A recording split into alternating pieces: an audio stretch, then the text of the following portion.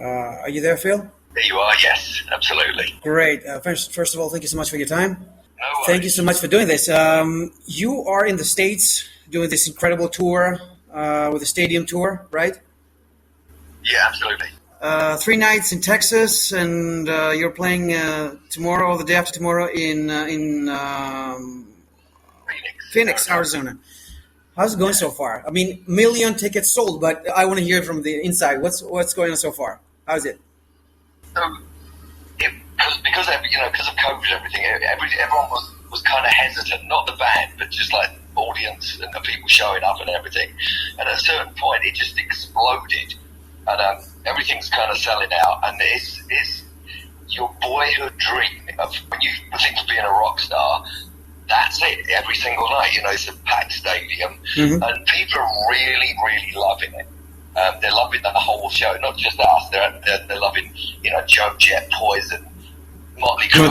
Everyone's so different, and it's just such an event, I think. And I think that by word of mouth, and the production is incredible. So, and we're having a blast. We've never been this good.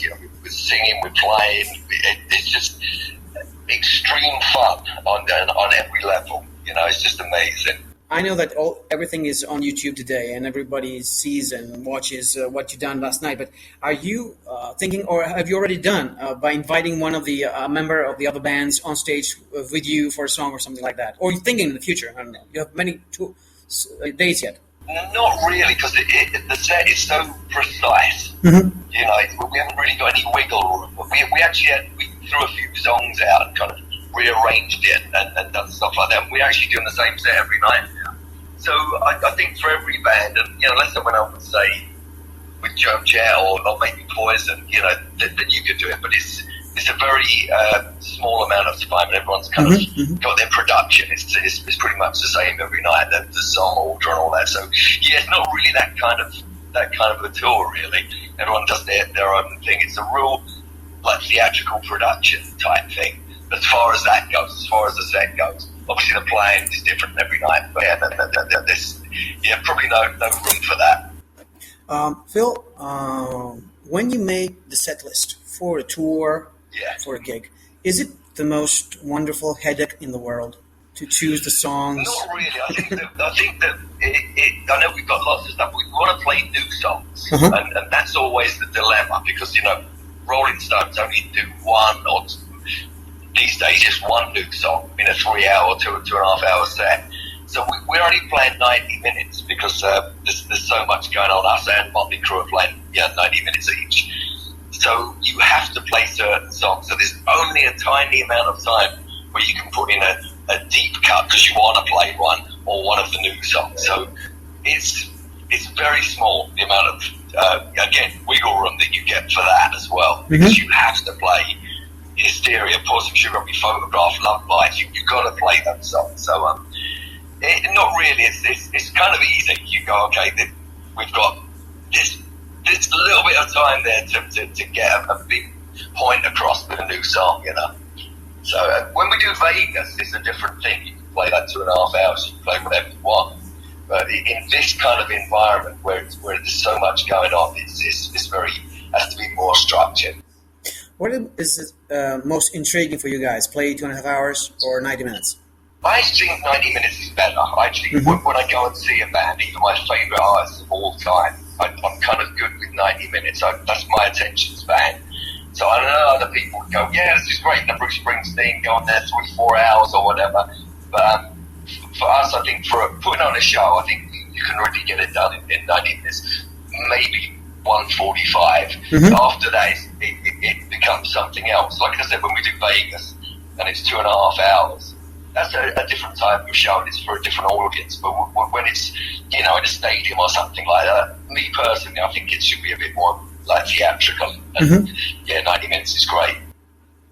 Speaking about new songs, we have to speak about the new album, Diamond Star Halos, which was released 3 months ago. And it's going like a train. And I would like to know from you, from the inside, how's the feedback so far? It's 3 months on the road, 3 months in the market. What's the whole shebang? I mean, the press, the fans, everybody. The press loved it. The fans absolutely love it. The issue is not an issue, but we have to convince the there's a lot of people who come to the show who just want to hear what those songs, Photograph, Hysteria, Pour Some Sugar on Me and stuff like that. So you have to convince them people. So hopefully they'll go, because we're doing like 3 songs off of it, which is a lot. Like I said, the Rolling Stones thing is just 1 or 2 off of a new album. So we're really promoting it, and it's great. That's always the issue. Is the people who haven't heard it, who are not in that of media and stuff like that as far as an album goes. But we love it. It's been amazing, and people who have heard it, the musicians and all of our fans absolutely love it. So it's the best thing we've done from their feedback since probably Hysteria. Speaking also about the new songs, I have to speak about the video clips, which are amazing, and I loved every one of them. And the storyline behind that, I mean, you're wearing suits, matching suits, and you look wonderful, you guys. Is this your idea? Is it a director's cut? Is it somebody else from the production team? How do you decide that and move on? So we had 2 wonderful video directors, and Luke, who was from Germany, is a lady, and Dylan, who was like this 23-year-old guy from London, and they were just a great vision there. But the big issue, or the big wonderful thing, is we have a stylist called Mariam Malkapour, and she actually does the Rolling Stones. She's been doing them for years, and she had such a vision of how we should go. We're actually, with a photo shoot we're doing tomorrow, actually, in Phoenix, and Mariam's flying out from LA. So she really had a big say in all of that. So she said, instead of just coming out and being the standard rock thing, I want you to wear this. So months of kind of preparation and styling and all that stuff. So when we went over to England to do the videos, like in February or March, we already had an idea of what we were going to wear, and we had all these things, and it really made a huge difference to everything, because it tied into the album artwork. We've never done that before in our career. Even back in the day, like Hysteria, Pyromania, and Adrenalize and stuff, we never were all inclusive and had someone that was styling in context as well. That's the important thing. And she's really amazing. She's just a wonderful, beautiful woman, and she just has these really tasteful, wonderful ideas, and everyone just totally believes in her. And that's the thing, is actually getting someone that's on the team that you can 100% trust and go, if she says, well, you wear this, you go, you don't even question it. Whereas before we'd go, oh, are you sure about that? She'd go, no, you wear with this electric blue suit, and it's like, wow, this is great, and the fit and everything, it's just incredible. So a lot of that was Miriam, but again, team, it's the team, it's the record label. The label have been absolutely amazing, especially album, artwork and the look and how to roll it out. It's context and team, and we have that on tour, and I'm so proud of everyone that's part of it. So it makes a huge difference. I think that back in the day, bands would think that you don't know, but we've surrounded ourselves with people who are part of it. They're part of Def Leppard, even if it's just in a different kind of theme or style. It actually works great. When you were starting composing on the new album, was it throughout the pandemic? Was it before and you just caught in the pandemic? How did it happen? And how long did it take to wrap up? Album took about a year and a half.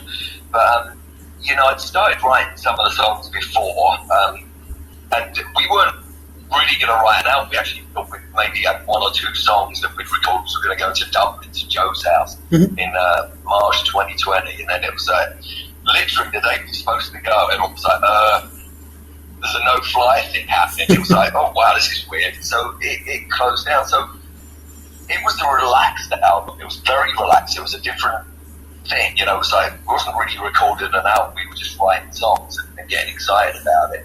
And maybe me and Joe were going back and playing each other ideas.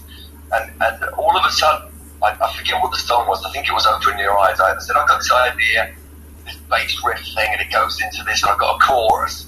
And Joe said, what if you make a jangle on this thing? I mean, we're just email. He was in Dublin, I was in California. And literally, I would send him an idea, one day, the next morning when I woke up, he'd have put some vocals on it and done some lyrics or whatever. We kept doing that. We got really excited about it. We done like 5 songs together like that, and then we just kind of started, singing and playing each other's ideas on there. It's kind of very much like Queen used to do. Mm-hmm. Freddie Mercury would have an idea, and the band would play it, and they would put their selves into the song. And I think we started doing that. And when we got everyone else involved, it just exploded, and it was just like joy. We'd never done that before. It was really exciting. Just a great idea. There's a story. Like I had this song that I wrote 17 years ago. This guitar, and just even the way it came about. Sam was in England. I said, "Wait, have you got an acoustic guitar at your house?" And he said, "Well, I've got a 12-string." And it's all that makes sense. But he spent all day. His fingers started bleeding. He was like playing it for 12 hours. This guitar part, this acoustic part. And, I didn't even know because I was in California. And so that was the thing. Everyone put themselves into it like 100%, to the point these fingers were bleeding.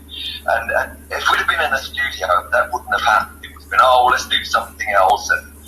But so everyone had their own theatre, really, their own kind of space for it. And it just made it so much better, I think, by doing that. You didn't all have to be waiting for each other or, doing that. It's like everyone put their selves or their version of the perfect take in there. So, and then we had Ronan McHugh, who was in Dublin, and we just send him all the stuff, and he would just like chop it up, put it into the right place, and it just worked great. Really exciting it was. Do you have any spare time when you're composing? On the other hand, do you have any spare time when you are touring? On composing, recording, writing that, I've got a 4-year-old son, so during the pandemic, he was 2. So we would go to the park, and the park would be empty because of COVID. Mm-hmm. So we'd be running around, and it was great. And I'd come back, and I'd get an email from Joe, and he'd have sent something, wow, this is great. And it would inspire me straight away. It worked perfectly. The pandemic worked perfectly, especially with a 2-year-old son, running around playing football and going to the park and just running and going in the sea and just all of this stuff. It was just amazing. So on tour, I find that I need just time to just go. So we all have our own buses, and it's kind of great. You just kind of end up just relaxing. I had naps. I had a nap yesterday. It was like a 20-minute nap before I went on stage, and I got on stage and it's like, wow, this is great. Obviously then you do vocal warm-ups. So you have a very structured day, and it runs away. You don't seem to have any time on tour. But having said that, I wrote a song the other day and recorded it on the tour bus. And we've been doing stuff like that.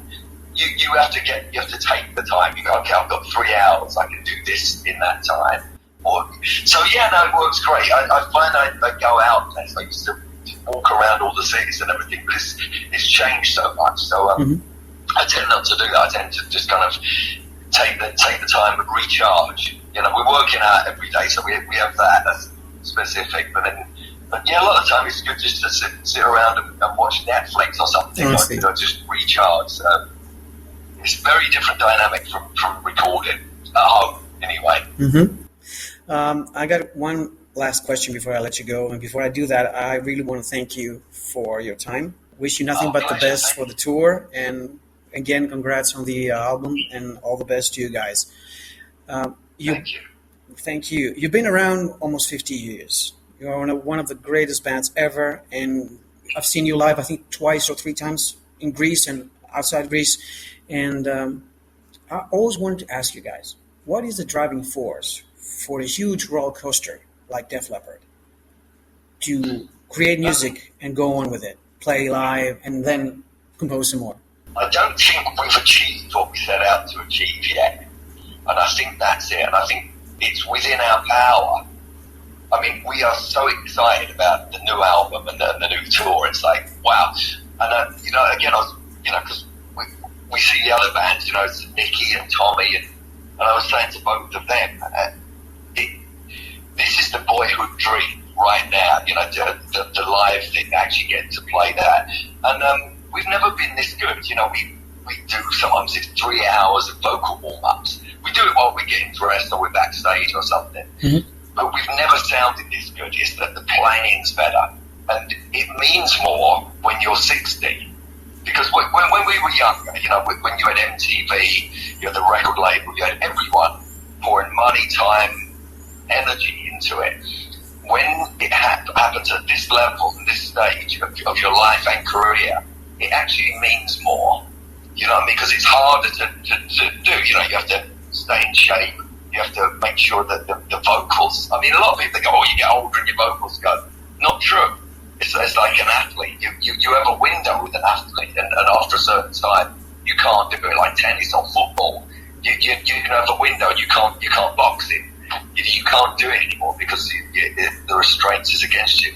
With this, you can if you're smart about it. So we like I say, I work out every day. That makes it easier. We do our vocal warm-ups every day. Mm-hmm. That makes the singing part great. And that's usually the part that people, I get old, I can't sing anymore. Nonsense. So you hear opera singers, that they do it until they're 70 or 80, you know what I mean? So we kind of use that philosophy. And like I said, we haven't really achieved what we set out to do yet. This is definitely on the way, the stadium tour and selling it out every night is that was one of the things that we wanted to do, and we're getting there. So it's still that thing. We want to be the Rolling Stones, we want to be Queen, but as Def Leppard, you know what I mean? So that's the thing. That's very much a driving force. So for me, it makes us even more ambitious, and then you get inspired by everyone else around you. We keep inspiring each other. So it's really cool. It's great. And again, we were out there. We see Motley. They're really doing their best, and they're trying hard, as Poison are and Joe Jett. And it's just inspiring. It's just inspiring, especially everyone doing it together. It really makes it a great thing. Best is yet to come with Def Leppard, then? I think so, yeah. I think so. But, someone was, a couple of people said, are you thinking of retiring? It's like, no, we only just started. We're 2 years on. Just started. We got an idea for an album next year as well. So there's so much that we want to do. And it's like, we just don't have enough hours in the day. Just don't get enough time. So right. That's really exciting. Thank you so much, kind sir. All the best with Def Leppard. All the best with you guys. Oh, thank you so much. Take care. All the best. Take care. See you out there next year. We'll be on tour. You bet. We'll see ya. Sure. Yeah. Bye now. Right, cheers. Bye. Bye.